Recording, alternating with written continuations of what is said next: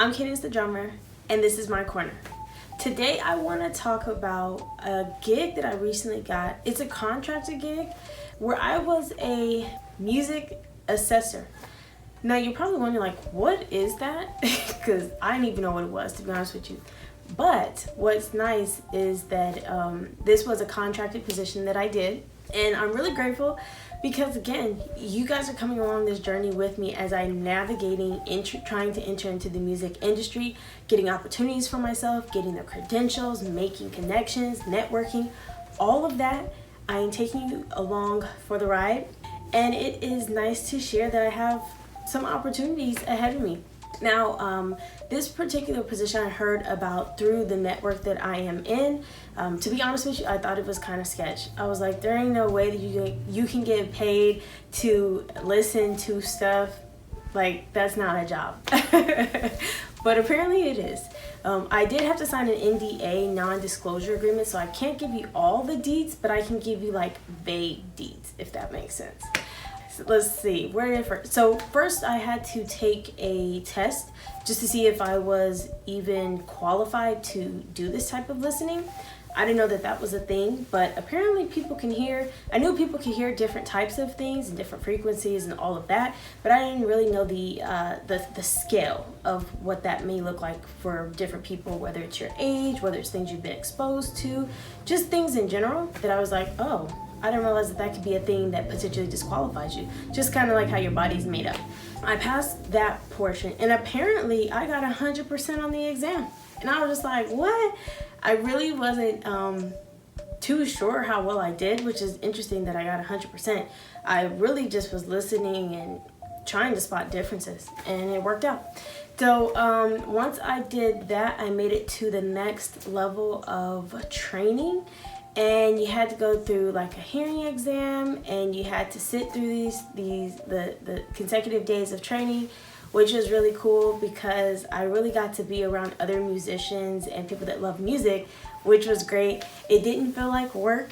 It was just a really awesome experience around great people.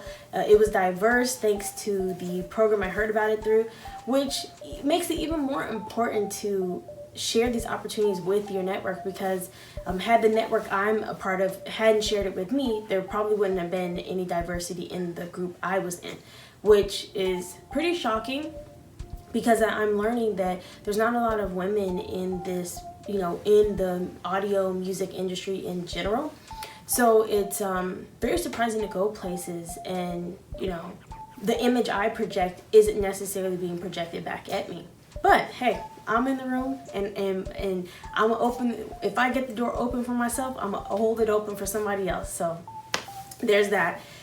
Honestly, it was pretty straightforward. I didn't even, basically, an assessor is someone that, I probably should just put the definition up because I don't want to butcher it. So I may just put the definition up so you guys can go ahead and read that.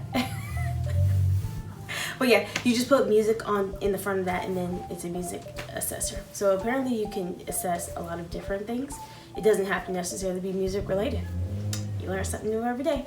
But yeah, so it was really chill, fun. I won't say the company that I did it through, but it was nice to be able to just show up as my full self, I could wear what I wanted. They gave us plenty of breaks to rest our ears. So it just really was great. And here's the thing. I can't share I'm not going to share the exact pay, but here's a comparison for you. What I typically make working 8 hours, I was able to make close to that same amount working 3 hours. Actually doing something that was fun. There's some really great jobs out here. You just got to put in the work, because faith without works is dead. So I'm putting in the work, and I'm having the faith, and I'm letting God do the rest, because I'm like, I know these opportunities I wouldn't have been afforded these opportunities had he not opened doors for me. But also I am putting in work too. I'm not just sitting back and being like, you got it. I'm like, we both got it. So I am definitely grateful for that. Yeah, but basically we just sat and listened to audio samples all day and critiqued them. But it was official critiquing. It wasn't just like, oh, I think it sounds good, I think it sounds bad. It was definitely much more in depth than that. But after learning the terminology on how to articulate what it is that you're hearing, then that's mainly it. At this point, I finished out the contract that I had with that particular company. If I were to ever get any additional opportunities with them, I would definitely be grateful and definitely do it. But I had to take another test to see if I made it to the next level, and I'm gonna keep it 100 with y'all. I don't think I passed the test. I was listening and I was like, I'm confused. So contract it is. But hey, it's an opportunity. I learned a lot. It was a wonderful experience. So, I just wanted to share that with you guys, that I'm figuring it out. I'm figuring it out. So if you guys know of any great opportunities, drop them in the comments below. Feel free to reach out to our joint page at Ware Compairable. Life is good. If you made it to the end of this video, you know what you need to do. Like, comment, share, subscribe. Thanks for watching.